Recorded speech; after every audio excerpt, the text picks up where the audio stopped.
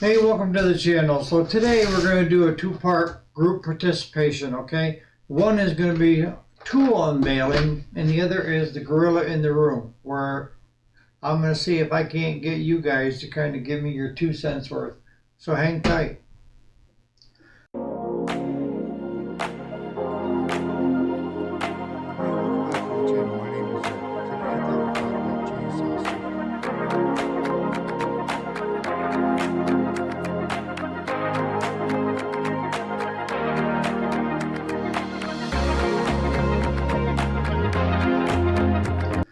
Alrighty, welcome back to the channel. You know I love tools, and I know you love tools. So while my Temu shopping, I spotted a 46-piece set. What I wanted was, I really wanted just the ratchet, right?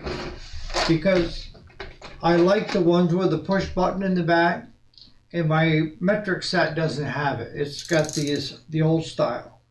So I end up ordering this, and it turned out to be a pretty decent set. I mean, you got all your torque bits, you got your Allen screwdriver bits.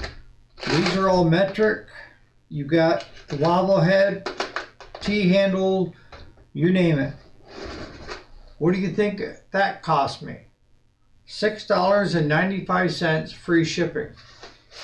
I can't even buy that for $6.95.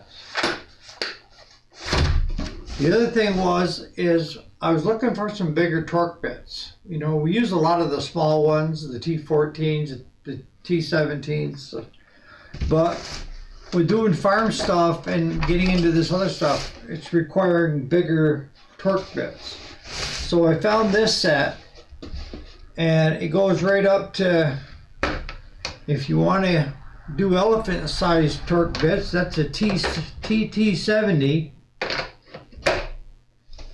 But it covers all of them, plus it also has the torque sockets that can fit the bit or the heads.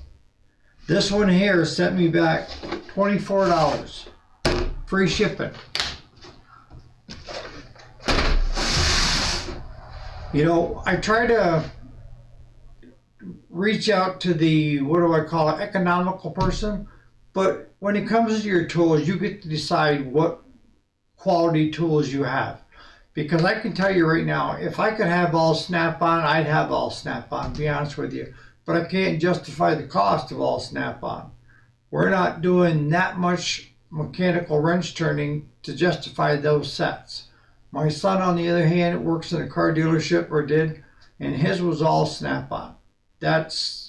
And lifetime guarantee, you can't knock it. But for us, for you guys that are do-it-yourselfers, you're just getting into the profession, trying to nights and weekends and stuff, do not shy away from Temu and Harbor Freight. They're both good outfits to get reasonable prices on good quality tools. We've had really good luck with them. Alright, so now to the elephant in the room. So I left it on charge all last night and came in this morning and plugged it in and hit the starter to see if it would hit. Turn the key on. The fuel pump wouldn't pump up. And what I've got right now is I've got good compression. I've got fuel.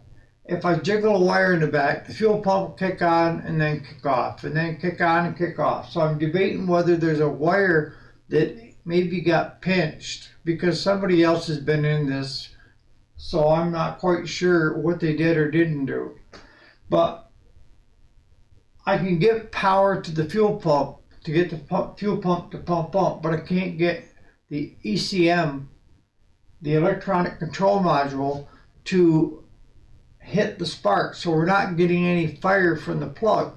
We checked the flywheel, took the emery cloth, thinking maybe that, you know. But something is leading me to believe that this is new to us. That's what I was telling you the other day, is that there's something in the system, the ECM, that's not telling the coil to fire. And I don't know whether it has to reach a certain point when it's the fuel pump has to get to a certain pressure. And then you guys that have been around this, I read the owner's manual on it. I tried searching online. When you turn that key switch on, do you get a solid green when you know you're ready to fire to plug it in and or pull it? Because all I'm getting is a green and red, just a flicker when I turn the key switch on, nothing else. What I'm trying to figure out, is it something that's common that maybe you guys might have run into, because I can tell you right now, I've got another one coming in with the same issue, that it doesn't want to run. And it's because of something in that electrical system that's saying not to run, if that makes any sense. But I spent 3 hours henpecking wires to see if I had power going here, power going there. And right now I've got power going everywhere but to the coil to fire onto the plug.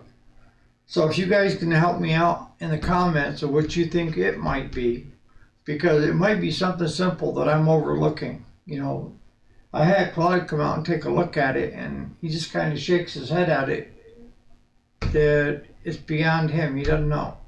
So if you guys know the answer, put her in the comments, or what you think my next step might be. Next step for me, if I'll read the comments in the morning before I hit it again, but I'm thinking of a wire harness, that maybe the wire harness isn't in that great a shape, or the ECM is not working properly, one or the other. I'm not quite sure.